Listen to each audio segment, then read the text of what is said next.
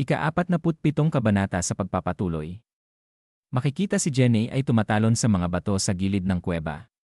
Na makikita ang mukha niya na sinasabi na gaano daw kaya kalayo ang binagsakan nila. Posible daw kayang nakarating na sila doon? Na nagulat ito nang may marinig siya na Kwon Jenny. Ito pala ay si Lee Si-won na sinabi nito na andito daw siya. Na makikita ang mukha nito na sinigaw na sinabi na Lee Si-won. Dagdag pa niya pagkatapos bumaba na kung ayos lang daw ba siya. Natumingin sa kanya si Lee Si-won na sinabi nito na ayos lang daw siya. Sinadya daw niyang bumaba rito para mag-check ng ibang bagay nang hiwalay sa grupo. Na napasabi si Jenny na ano. Makikita ang pasukan na tinanong siya ni Jenny na hoy. Hindi daw ba siya nandito para kay Big Brother Kang Sung? Natumugon sa kanya si Lee Si-won na sinabi na oo. Nandito nga daw siya pero may iba daw siyang gustong alamin. Na napalingon sa gilid na sinabi pa niya na ang enerhiya daw na nararamdaman niya dito sa ilalim ng lupa. At pagkatapos ay dumating si Great Stone Ape na sinabi sa kanya na nandito lang daw pala siya. Ikaw na bata ka. Dagdag pa niya habang hawak ang balikat na medyo kampante daw siya. At nakikipagkwentuhan pa daw siya rito nang hindi man lang iniisip na tumakbo. Na napatingin ang dalawa sa kanya. Na sinabi pa niya na ang akala daw ba niya ay mamamatay siya sa ganong klaseng atake. Natumugon si Lee Si-won sa kanya na hindi daw niya inisip na mamamatay siya doon. Sadyang binawasan daw niya ang lakas ng seismic step na sinabi pa ni Lee Si-won sa kanya na pero hindi niya rin daw inakalang hahabulin niya siya kaagad. Nasinigaw na sinabi ni Great Stone Ape habang umaatake na napakayabang mong hinayupak. Ang akala daw ba niya ay isa siyang mataas na uri ng master. Na makikita si Lee Si-won ay hindi umaalis sa pinagkakatayuan na ikinagulat ni Jenny habang paparating na ang ginawang atake ng Great Stone Ape. Na nagtataka ito na nakatingin lang sa kanya. Na nagawang harangan ni Lee Si-won ang ginawang atake nito. Gamit ang itinuro sa kanya ni Dae-san na pinag-cruise ang kanyang mga kamay. Na napasabi sa kanya si Great Stone Ape na ang martial arts daw na ito. Posible daw kaya. Makikita ang mukha ni Lee Si-won na sinabi pa sa kanya ni Great Stone Ape na isa daw ba siya sa disipulo ng immovable steel wall. Na napasabi si Jenny na ano. Paano daw niya nakilala si Dae-san na Josie? Na napahawak sa ulo na sinabi nito sa kanila na buwisit. Naiintindihan na daw niya ngayon. Kaya daw pala malakas siya. Na sinabi sa kanya ng Great Stone Ape na itigil na daw nila ito. Kung disipulo daw siya ng immovable steel wall, ayaw na daw niyang makipaglaban sa kanya. Dagdag pa niya na ipagpatuloy na daw niya ang ginagawa niya. At pupuntahan niya daw si Kang Sung para labanan siya. Na makikita ang mukha ni Lee Si-won na nagtataka. At sinabi niya habang papaalis na ang Great Stone Ape na ayaw daw niyang makipaglaban kay Dae-san na Josie, pero gusto daw niyang hamunin si Big Brother Kang Sung. Makikita ang looban ng kuweba na sinabi sa kanya ni Great Stone Ape na ang immovable steel wall daw ay palaging tinatanggap ang mga hamon niya tuwing narito siya.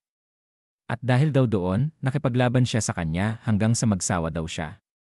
Gayunpaman, hindi pa daw niya nakakalaban si Kang Sung mula nang pumasok siya rito. Sinabi pa nito habang makikita ang mukha niya na hindi daw ba't natural lang na maging curious siya dahil 10 taon na daw ang lumipas mula noon. Kung kaya pa rin daw ba ng bastardo na iyon na talunin siya ngayon? Makikita si Kang Sung na sinasabi na anong kalokohan daw ito. Sinabi pa niya na kaya hanggang sector D lang daw ba umabot ang investigasyon. Na sumagot ang kausap niya na oo. Nagkaroon daw ng jailbreak sa iba't ibang lugar, kaya kulang ang mga tao para sa paghahanap. Makikita si Hyuk Soo-chon na sinabi ni Kang Sung na naiintindihan daw niya.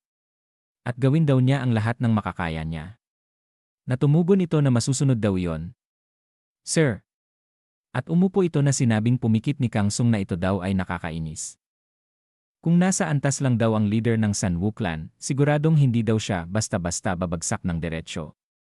Na sinabi ni Kim Eun-ji na ang leader ng Sunwoo Clan, daw ba ay magiging ayos lang kaya? Habang makikita rin si Hyuk Soo-chon na seryoso lang nakatingin. Na sinabi ni Kang Sung na oo, siguro ay magiging ayos lang daw naman siya. Dagdag pa niya na hindi pa daw niya nakikita ang dulo ng butas na yon. Kung sakaling bumagsak siya hanggang sa pinakailalim, baka. Nang biglang napalingon ito nang may magsalita na Big Brother Kang Sung. Na ito pala ay si Hyuk Soo-chon na sinabi sa kanya na kung maaari, pwede daw ba siyang tumulong sa paghahanap sa leader ng Sunwoo Clan. Nananlaki ang mata sa narinig ni Kim Jae-ho. At lumipat ang eksena kung saan makikita si Lee Si-won na sinasabi na hindi na daw niya kailangang tulungan siya. Natumugon sa kanya ang Great Stone Ape na huwag daw siyang mag-alala. Papunta rin daw naman siya sa parehong direksyon. At sa tingin daw ba niya na hindi niya dapat tulungan kahit papaano ang disipulo ng immovable steel wall. Na napasabi si Jenny kay Lee Si-won na mukhang sikat daw talaga si Daesan Ah-josi dito.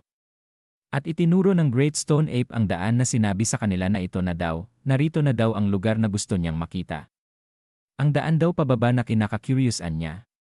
Dagdag pa niya na sinabi na daw niya ito dati, pero huwag daw niyang balaking bumaba. At napakapanganib daw mula dito pababa dahil natural na kuweba ito.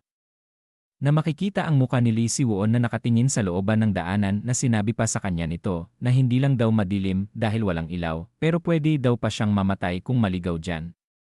Na makikita ang looban ng kuweba na sinabi ni Lee Si-won na ang sabi daw niya na walang tao mula dito pababa. Natumugon ito na oho. Hindi daw ba't mukhang ganun kahit sa isang sulyap? Na sinabi ni Lee Si-won sa kanya na pero bakit daw pakiramdam niya ay may enerhiya ng tao sa ibaba. Na napasabi si Great Stone Ape na ano. At pumasok sila at may nakita na napasabi si Great Stone Ape na ano. Bakit daw nandito ang mga bagay na ito? Na makikita ang muka ni Great Stone Ape na may nagsalita na hindi daw ba't siya ang Great Stone Ape. Na makikita ang isang tao na naiinis na nakangiwi na sinabi pa nito na anong ginagawa daw niya rito. At sino daw ang dalawang batang iyon? Natumugon sa kanya si Great Stone Ape na yan nga daw ang gusto niyang itanong sa kanya, Kwak Yun-gu. At ano daw ang ginagawa niya rito? Matapos ang gulo na ginawa niya sa itaas. Na nakangiting sinabi nito sa kanya na hindi niya na daw dapat alamin yon. At hindi daw ba't sinabi niya na magiging kontento siya na basta makalaban niya si Kang Sung. Dagdag pa niya na kaya tigilan niya na daw ang pag-aalala sa lugar na ito. At umakyat na daw siya at hanapin si Kang Sung. Na nakatingin lang sa kanya si Great Stone Ape na walang masabi. At pagkatapos ay sinabi nito habang humakbang na ikaw. Pinaglalaruan niya daw ba siya? Dagdag pa niya na magsalita daw siya habang maganda pa ang pakikitungo niya sa kanya. Tungkol daw sa kung ano ang pinaplano niya rito. Na nakangiti lang ang lalaki sa kanya na hindi nagsasalita. At pagkatapos ay tinakpan niya ang isang mata na may takip na sinabi na hindi daw niya siya matitinag sa mga salita. Na nagulat si Lee Si-won sa ginagawa ng lalaki. At pagkatapos ay biglang dumilim na napasabi si Great Stone Ape na ha. Na makikita ang muka nito na sinabi pa niya na ano daw ito. Ang buwisit na yon. Bakit daw niya biglang pinatay ang mga ilaw? Na makikita ito sa itaas ng Great Stone Ape na sinasabi na buksan daw niya agad iyon. Na makikita ang lalaki na sinasabi sa isip na alam daw niyang mahusay siya sa iron body technique. At alam daw niya na na-master na niya ang iron body technique. At sasaksakin na niya na sinasabi pa sa isip na at alam din daw niya na hindi niya kayang protektahan ang dalawang mata niya kahit gamit ang iron body technique. Na makikita si Great Stone Ape na walang nangyari na napapaisip. Na biglang lumiwanag. Na pinagtatakahan ni Great Stone Ape na nakatingin si Jenny. Ito pala ay gawa ni Lee Si-won na pinabagsak niya ang lalaki. Makikita ang dalawa na sinabi pa ni Lee Si-won na nalaman daw niya ito pagkatapos niyang makita siyang ilipat ang kanyang kamay para baguhin ang posisyon ng kanyang eye patch. Na sinabi pa niya na naisip daw niya na plano niyang umatake gamit ang kabilang mata na nasanay sa dilim sa pamamagitan ng biglang pagpapatay ng ilaw. Makikita ang muka ni Lee Si-won na sinabi pa nito na nakaranas na daw siya ng mga katulad na pamamaraan, kaya alam daw niya kung paano haharapin ito. At pagkatapos ay hinawakan ni Great Stone Ape ang ulo nito na sinabi niya na hayop ka. Tama na daw sa mga mumurahin niyang mga tricks. At inangat ang lalaki na sinabi sa kanya ni Great Stone Ape na magsalita na daw siya. Tungkol sa kung ano ang pinaplano daw niya ngayon. Na sumisigaw ito ng sakit. Na sinigaw nitong sinabi na wala daw siyang ginawang mali. Sinusunod niya lang daw ang utos ni Baek Son-ho. Na makikita ang muka ni Great Stone Ape na sinabi na Baek Son-ho. Ang ibig daw ba niyang sabihin ay ang Blessed Fortune Sect? Na napasabi si Jenny na Blessed Fortune Sect. Habang tinitingnan ni Lee Si-won ang nasa kahon ay sinabi sa kanya ni Jenny na si Won, kung ang Blessed Fortune Sect daw ang pinag-uusapan, sila daw ang mga umatake sa bus dati. Natumugon ito na sinabi na mukhang may mga kakaibang bagay daw na mangyayari. At tumingin siya kay Jenny na makikita ang laman ng kahon na sinabi ni Lee Si-won na ang lahat daw ng mga kahon dito. Lahat ng mga iyon ay mga bomba. At dito na po nagtatapos ang ika-47 kabanata.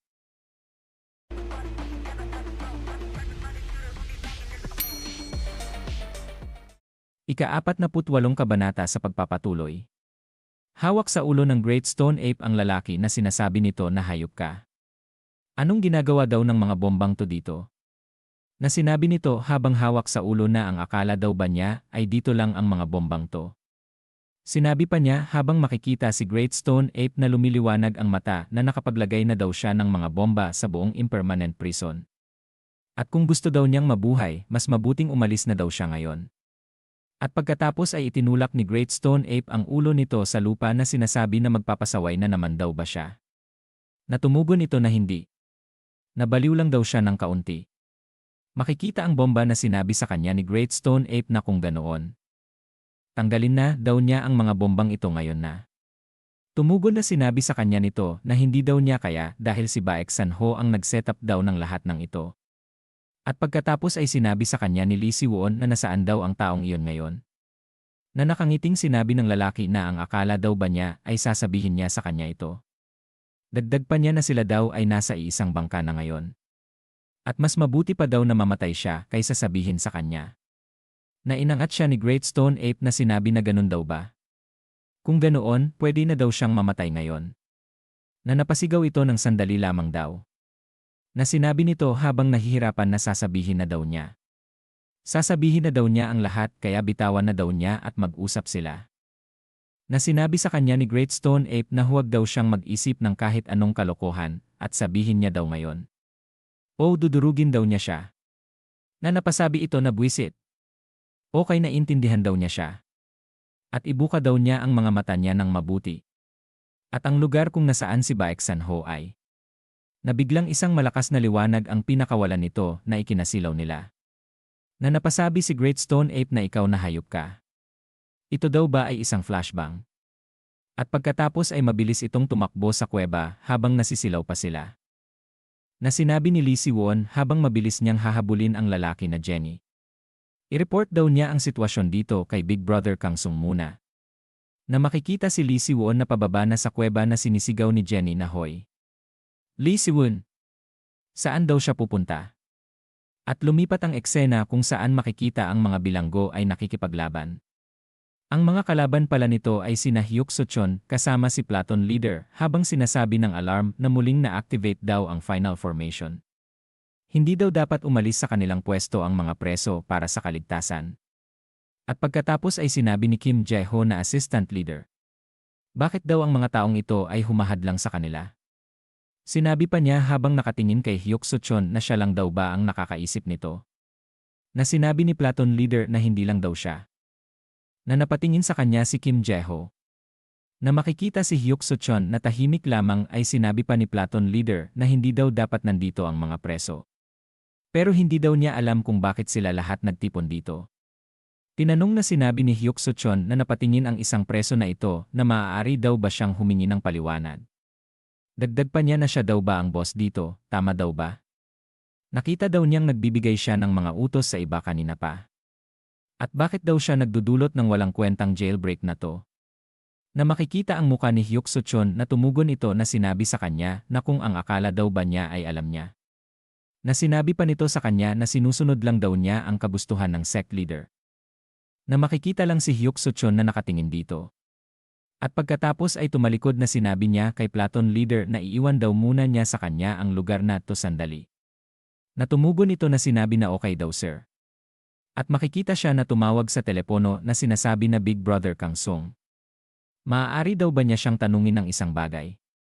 Na sinabi pa niya na may tao daw bang ang pangalan ay Baek Sanho sa mga tumakas. Natumugon si Kang Sung na oho. Siya daw ang leader ng kulto na may nakakatawang pangalan na Blessed Fortune Sect.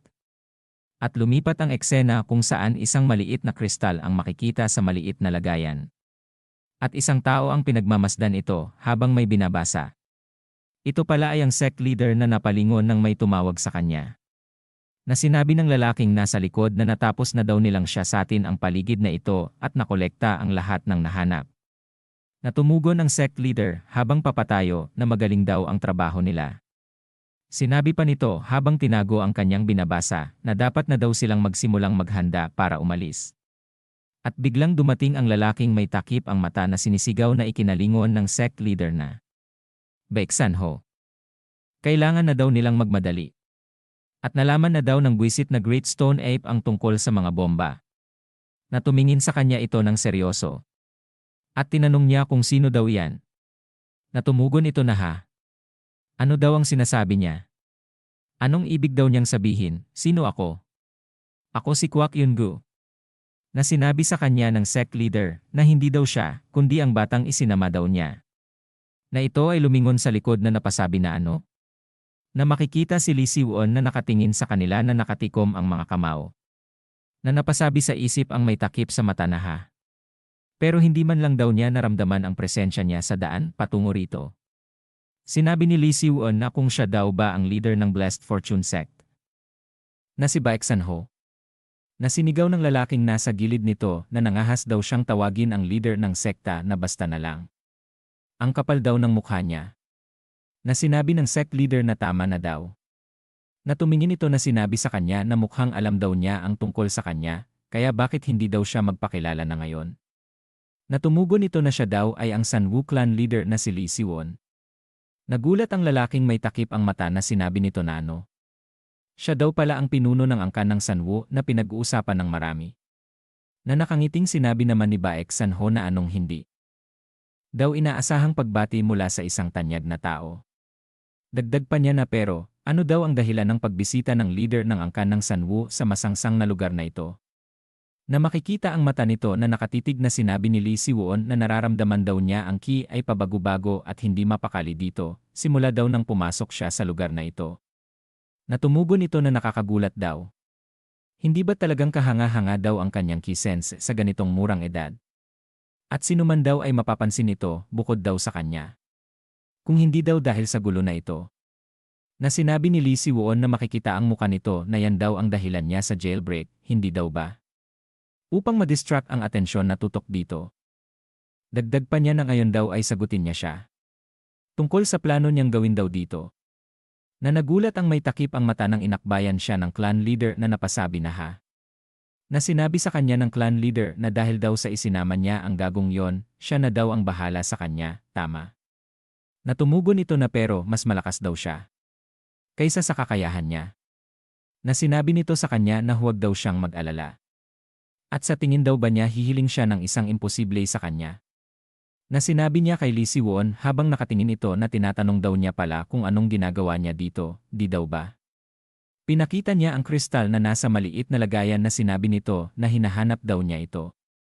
Na nakatingin si Lee Si-won na sinabi nito na yan daw ay. Na sinabi sa kanya nito habang hawak ang lalaking may takip ang mata na matatagalan daw kung ipapaliwanag pa daw niya sa kanya ito. Na isinubo nito sa lalaki ang kristal na ikinagulat nito. Na si Lee Si-won ay napalaki ang mata sa kanyang nakita na nagtataka. At pagkatapos ay binitawan ito ng clan leader na sinasabi ng lalaking may takip ang mata na ano daw ang ginawa niya. Natumugon ito na sinabi na ramdamin niya na lang daw para sa sarili niya. Na makikita ang muka ng lalaking may takip sa mata na inuubo na halos ilabas. Ang kanyang dila. Na makikita si Lee Si-won na nagulat sa kanyang nakikita na sinabi ng clan leader na si Baek Sanho na ito daw ang lakas ng ki ng walang hanggan. At dito na po nagtatapos ang ika-48 kabanata.